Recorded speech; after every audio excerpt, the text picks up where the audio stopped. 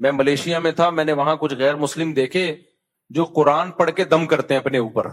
عیسائی ہیں, مولانا صاحب کے پاس آتے ہیں, بولتے ہیں سورہ رحمان پڑھو, ہم پہ دم کرو. میں نے ان سے غیر مسلموں سے پوچھا, میں نے کہا بھائی تم سورہ رحمان پڑھ کے کیوں دم کروا رہے ہو؟ کہہ رہے سکون ملتا ہے ہمیں, روحانی سکون ملتا ہے. ایک نے تو بتایا کہ میرے پہ جن چڑیل بھوت ہیں. میں اس کی بات اپنے الفاظ میں بیان کر رہا ہوں, بالکل اس نے یہ ورڈنگ تو نہیں تھی. یعنی کوئی آصف واسیب ہے تو جب وہ کوئی سورہ بقرہ یا سورہ رحمان پڑھ کے کوئی مولوی صاحب دم کرتے ہیں تو میں ٹھیک ہو جاتا ہوں. تو ان کا اگر خدا سے بھی ریلیشن ہے تو وہ اپنے لیے, اللہ کے لیے نہیں ہے, جبکہ ریلیشن میں اپنی قربانی دینی پڑتی ہے. اسلام جس ریلیشن کا قائل ہے نا, وہ ریلیشن ہے جس کا فائدہ دوسرے کو ہو رہا ہو. آپ کو ضمنی فائدہ ہوگا, اصل مقصد آپ کو اپنا فائدہ پہنچانا نہیں ہے, آپ کو اپنا فائدہ پہنچانا نہیں ہے. تبھی حدیث میں آتا ہے رشتہ اس سے جوڑنے کا حکم ہے جو تم سے توڑ رہا ہے. جو تم سے توڑ رہا ہے اس سے جوڑنے میں آپ کا کوئی فائدہ ہے یا ٹینشن ہے؟ فل ٹینشن, کوئی فائدہ ہی نہیں ہے آپ کو. اللہ سے ریلیشن, آپ کو اس میں مزہ آ رہا ہے یا نہیں آ رہا مزہ, روحانی سکون مل رہا ہے یا نہیں مل رہا, آپ نے اللہ کا حق ادا کرنا ہے. کتنے لوگ ہیں کہتے ہیں ہمیں نماز میں مزہ نہیں آتا, نماز پڑھنے کا دل نہیں چاہتا, بالکل مفتی صاحب نماز میں دل نہیں لگتا. تو میں ان سے کیا جواب میں کہتا ہوں, وہی جو علماء کہتے ہیں, بھائی دیکھو غلام کا کام ہوتا ہے آرڈر کو فالو کرنا, چاہے دل لگے چاہے نہ لگے. آپ کا باس آپ کو کہتا ہے کہ یہ چیک ہے, کمپنی کی رقم فلاں بینک میں آئی ہوئی ہے, اکاؤنٹ سے نکال کے لے آ. آپ کہیں سر مزہ ہی نہیں آ رہا جانے میں اور اکاؤنٹ سے پیسے نکالنے میں, دل ہی نہیں لگ رہا. کہے گا یہ تیرا ہیڈ ایک ہے, یہ میرا ہیڈ ایک نہیں ہے. باقی تو کہیں بھی نہیں کہہ رہے ہوتے دل لگ رہا ہے نہیں لگ رہا. نماز کا جب مسئلہ آئے گا دل نہیں لگ رہا, روزے کا مسئلہ آئے گا دل نہیں لگ رہا, تلاوت کا مسئلہ آئے گا مفتی صاحب مزہ ہی نہیں آتا. تو غیر مسلم کا جو اللہ سے ریلیشن ہے, جب تک اس کو سکون مل رہا ہوگا ریلیشن ہے, نہیں ہے سکون تو نہیں ریلیشن. مسلمان کو ایک صاحب مجھے ملے, انہوں نے کہا میں 15 سال سے تہجد پڑھ رہا ہوں لیکن میرا دل بالکل بھی نہیں لگتا. میں نے کہا شاباش. علامہ ابن سیرین رحمہ اللہ کا ایک قول مجھے یاد آیا, کہتے ہیں میں نے 20 سال تہجد پڑھی ہے نفس پہ جبر کر کے, 20 سال کے بعد دل لگنا شروع ہوا ہے. عجیب بات آپ کو بتاؤں, حدیثوں پہ حدیثیں یاد آتی ہیں, پھر مجھے ذہن کھلتا ہے جب نا نبی صلی اللہ علیہ وسلم کے پاس کچھ صحابہ آئے, کسی نے کہا میں ڈیلی روزے رکھوں گا, پوری زندگی انہوں نے روزے رکھے. آپ صلی اللہ علیہ وسلم نے فرمایا سب سے بہترین روزہ صوم داؤد ہے, داؤد علیہ السلام کا روزہ ہے.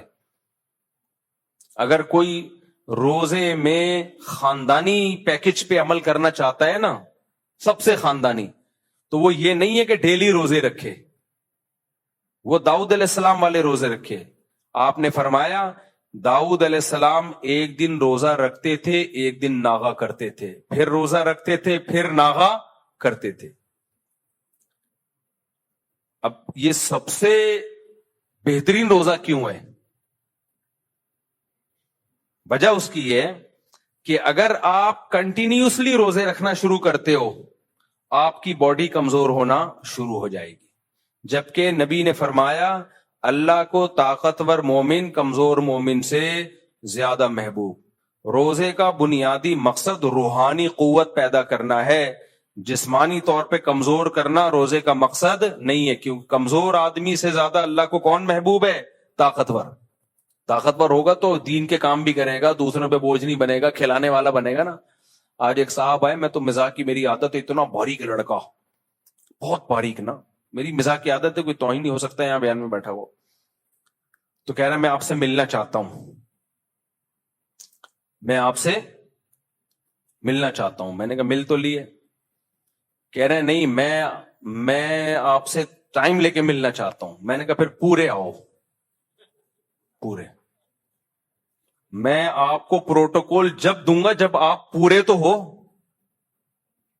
میں نے کہا بھرائی کرو, پورے آدمی پورے بن جاؤ, پھر میں آپ کو ٹائم دوں گا. میں نے کہا ابھی آپ پورے نہیں ہو.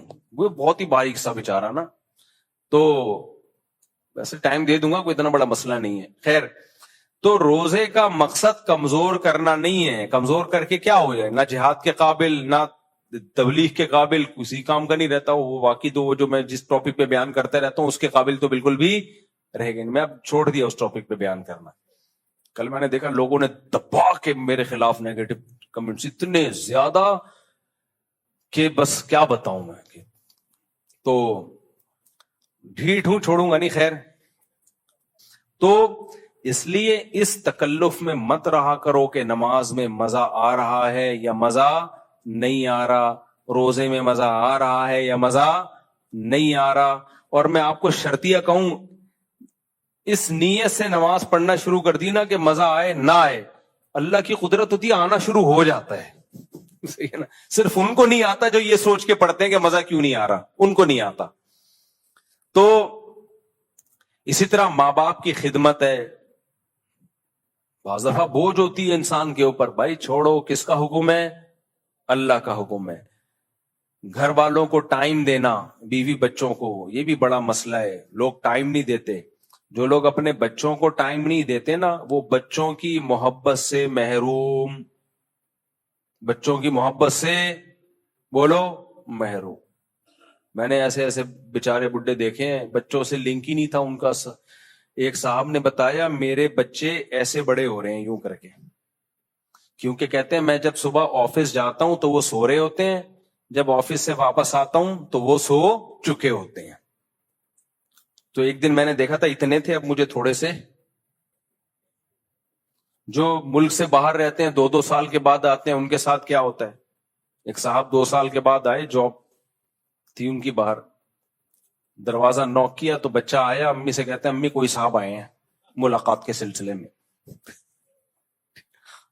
سمجھ رہے ہو کیا زندگی ہے بھائی. تو اللہ کا حکم سمجھ کے بچوں کو وقت دے دو. آپ کو اگر اچھے نہیں لگنا نا, تھوڑے دن بیٹھو. ہمارے ایک دوست ہیں کووڈ میں نا, ان کے سفر بہت ہوتے تھے پوری دنیا میں ٹریولنگ.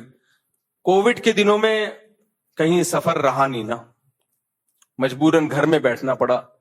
تھے بھی مدینہ منورہ میں ہے, تو ان کے میسج آیا, ان سے میری فون پہ بات ہوئی. میں نے کہا اور ٹائم کیسا گزر رہا ہے؟ کہہ رہے الحمدللہ گھر والوں کے ساتھ ہوں, کافی مجھے اچھے لوگ لگے یہ لوگ جو ہے نا, میں جیسا سمجھ رہا تھا ویسے نہیں ہے, کافی اچھے لوگ ہیں. اپنی بیوی بچوں کے بارے میں کہہ رہے ہیں کہ کافی مناسب لوگ ہیں. کہہ رہے ٹائم ہی نہیں مل رہا تھا ان کے پاس بیٹھنے کا. تو اللہ کی خاطر گھر والوں کو ٹائم دے دو میرے بھائی, تھوڑا سا ابا اماں کو ٹائم دے دو, رشتہ داروں سے ہیلو ہائی کر لو, کچھ صدقات و خیرات نہ چاہتے ہوئے بھی کبھی کبھار کر دیا کرو. مہینے میں کچھ اماؤنٹ تو ہر مسلمان کو صدقہ کرنی چاہیے, وہ تو نکالنی ہی نکالنی ہے. کچھ کبھی کبھار چھکا بھی لگا دیا کرو. کیا لگا دیا؟ چھکا.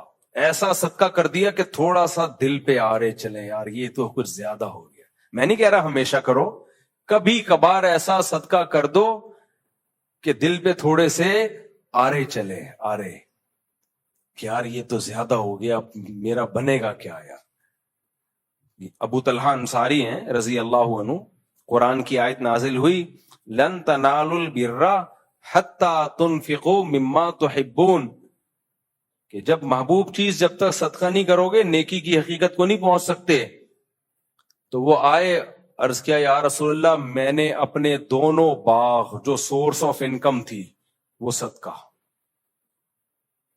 کیا خیال ہے بھائی, اتنی باغ پہ محنت کی اور سورس آف انکم صدقہ کرنا آسان ہوتا ہے, سورس آف انکم صدقہ کرنا بہت مشکل ہوتا ہے. کہ اپنی چلتی ہوئی دکان دے دو, اور بھی ان کا ہوگا روزگار, بچوں کو بھی تو پالنا ہے, لیکن پھر بھی یہ صدقہ آسان تھوڑی ہے. نبی نے کیا فرمایا, واہ واہ ذاک مال رابح, یہ تو بہت مہنگی چیز ہے. لیکن آپ نے ان کا جذبہ دیکھا, وہ تو اڑے ہوئے تھے. تو آپ نے بھی کیا فرمایا, اپنے چچا زاد بھائیوں کو دے دو, کیونکہ وہ غریب تھے. یہ وہ ریلیشن سمجھ میں آیا کہ نہیں آیا؟ گورا دے گا اپنے چچا زاد بھائیوں کو, ہیں اگر بالفرض کہیں سے نکل بھی آئے چچا ساتھ بھائی تو دے گا؟ نہیں دیتا ہے ہی نہیں چچا. اسلام ریلیشن پہ بلیو کرتا ہے بھائی, ریلیشن میں اپنے, اور پھر ریلیشن میں خونی ریلیشن, بلڈ ریلیشن. قرآن کیا کہتا ہے؟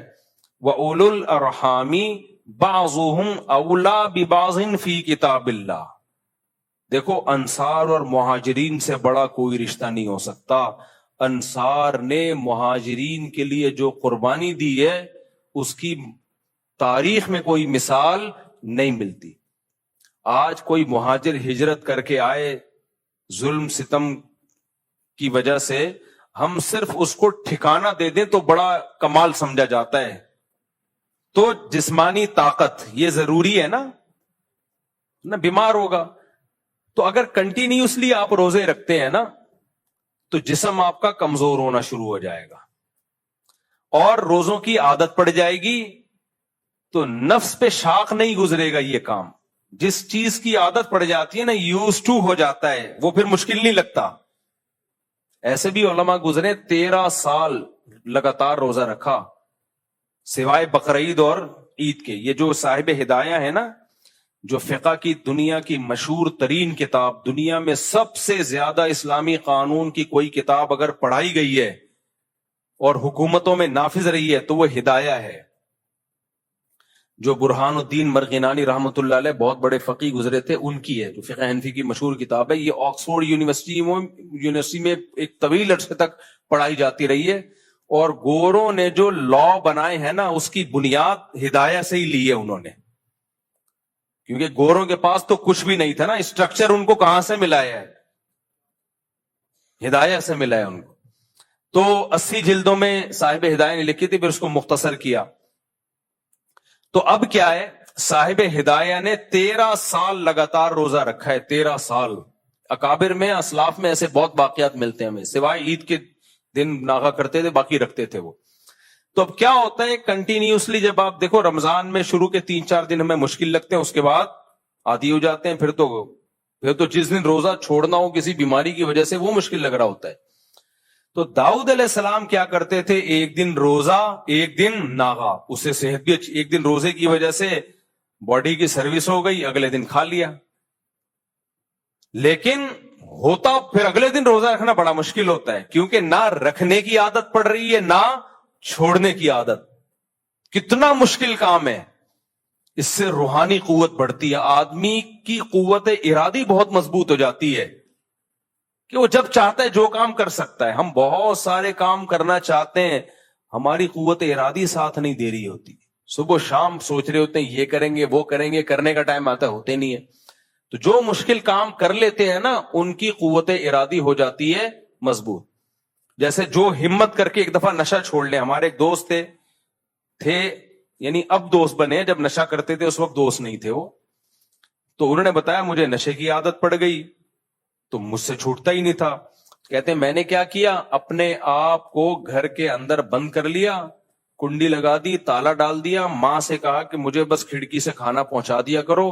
6 مہینے تک میں گھر سے باہر نہیں نکلوں گا, کیونکہ گھر سے باہر جاؤں گا دوستوں میں بیٹھوں گا پھر نشہ. تو 6 مہینے مجھے تڑپنے کے لیے دے دو, چیخوں گا چلاؤں گا, کوئی بات نہیں, برداشت کروں گا. بہت ٹینشن والا کام ہے یہ. ہمیں نشے کی عادت نہیں ہے نا, اس لیے ہمیں نہیں. جن کو عادت ہے ان کے لیے بہت بڑی مشکل ہے. اس نے مجھے خود واقعہ سنا ہے, کہہ رہے میں نے کہا جمعہ بھی نہیں پڑھنے جاؤں گا. مجبوری تھی کیونکہ جمعہ پڑھنے جاؤں گا تو مجھے ڈر تھا کہ وہی دوست مل جائے پھر نشے میں نہ لگ جاؤں, تو گھر میں ہی نماز پڑھوں گا. اور یہ برکت تھی تبلیغ کی. تبلیغ میں سر روزہ لگایا تھا. تبلیغ والوں نے بہت دنیا چینج کی ہے بھائی. جہاں بھی دنیا میں جاؤ ایسے ایسے بدماشوں کو سیدھا کر دیا. نہ کوئی ان کا ولاگ آتا ہے, نہ کوئی پوڈ کاسٹ آتی ہے, نہ کوئی کتاب ہے جس میں ان لوگوں کی داستانیں ہوں. اور ان لوگوں کی زندگیاں تبدیل کرنے میں جس شخص کا بڑا کردار ہوتا ہے اس کا بھی کوئی نام نہیں جانتا. اس لیے میں کہتا ہوں تبلیغ سے زیادہ اخلاص والا کام شاید مارکیٹ میں ہے نہیں. میرے ہاتھ میں تو 2 آدمی مسلمان ہوں گے, اگلے دن میڈیا پہ خبر آئی ہوئی ہوگی, حالانکہ وہ کیے کسی اور نے ہوں گے, آگے ہمارے ہاتھ میں ہو گئے ہوں گے. تو تبلیغ کا کام میں اخلاص اینڈ ہے بھائی. تو بہت لوگوں کی زندگیاں بدلی ہیں. ہم خود جو آج یہاں دین کی خدمت کر رہے ہیں اس میں بھی تبلیغ کا دخل ہے. تبلیغی جماعت آئی تھی, اس میں ایک عالم تھے, انہوں نے مجھے گھیرنا شروع کر دیا. خیر, تو وہ شروع میں کولڈ ڈرنک چائے وائے پلاتے ہیں, اس کے پیچھے ان کے وہ رشوت ہوتی ہے وہ چائے نہیں ہوتی, وہ حلال رشوت ہوتی ہے, اس کا مقصد کچھ اور ہوتا ہے. تو کیا ہے, کیا کہہ رہا تھا یار پھر, ہاں 6 مہینے تک اس نے اپنے آپ کو بند کیا. تو کہہ رہا ہے میں اتنا طبیعت خراب ہوئی, میں نے کہا مر جاؤں گا بس.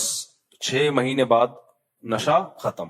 کہہ رہے اس قوت ارادی کا مجھے فائدہ اتنا ہوا کہ اب میں جو چاہے کھاؤں اور جو چاہے چھوڑ دوں, کیونکہ میں نے دیکھا اس کو موٹا ہو رہا تھا نا کھا کھا کے.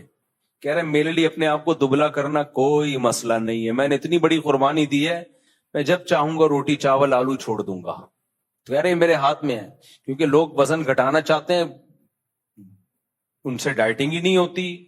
آج فیصلہ کریں گے یہ پراٹھے چھوڑ دیں گے, پھر کل کھانا شروع کر دیں گے, 4 دن ہو گئے. تو اس کی قوت ارادی اتنی مضبوط, کہہ رہے آپ مجھ سے جو چاہے کروا لو میں وہ کر لیتا ہوں. ایک دفعہ کسی نے پکڑ لیا, پڑ کے کوٹا, چند ڈاکوؤں نے مارا پیٹا اس سے کچھ اگلوانے کے لیے, نہیں بولا اس نے. کہہ رہا مجھے ایسا لگ رہا تھا کوئی گدگدیاں کر رہا ہے میرے. تو روزہ ایک دن رکھنا, ایک دن ناغا, ایک دن رکھنا, ایک دن ناغا, یہ نفس پہ بہت گراں گزرتا ہے یہ عمل, لیکن اس سے انسان کی قوت ارادی بہت مضبوط ہو جاتی ہے. جو ممی ڈیڈی والے مسلمان ہیں نا,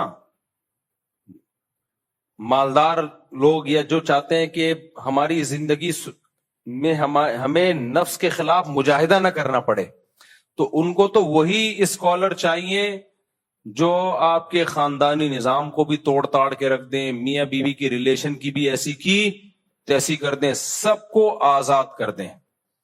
بار بار میں ایک بات کہتا ہوں, دیکھو اس وقت کا جو سب سے بڑا بت ہے نا, سب سے بڑا بت جو اسلام کے مقابلے میں آ کے کھڑا ہوا ہے, وہ ہے ویسٹرن کلچر. اور وہ ویسٹرن کلچر کا خلاصہ اگر میں 2 لفظوں میں بیان کروں, وہ ہے انڈیویجولزم. بات سمجھ میں آ رہی ہے کہ ہر آدمی دوسرے سے آزاد, کسی پر کسی کا کوئی حق نہیں ہے, ہر شخص کیا ہے, آزاد. اور اسلام بالکل اس کے اپوزٹ, اسلام بالکل اس کے الٹ ہے. مغرب جو ویسٹرن کلچر ہے, خدا پہ بلیف رکھو نہیں رکھو, تعلق بناؤ نہیں بناؤ, کوئی مسئلہ نہیں. اور جو غیر مسلم خدا کو مانتے ہیں نا, وہ بھی تعلق روحانی سکون کے لیے بنا رہے ہوتے ہیں, خدا کو راضی کرنے کے لیے بنا رہے ہوتے ہیں. مجھے کینیڈا میں لوگوں نے بتایا, بعض غیر مسلم بھی آتے ہیں یہاں مسجدوں میں سجدہ کرتے ہیں, اور ہم اس سے پوچھتے ہیں کیوں, تو کہہ رہے ہیں ہمیں روحانی سکون ملتا ہے. ملتا ہوگا,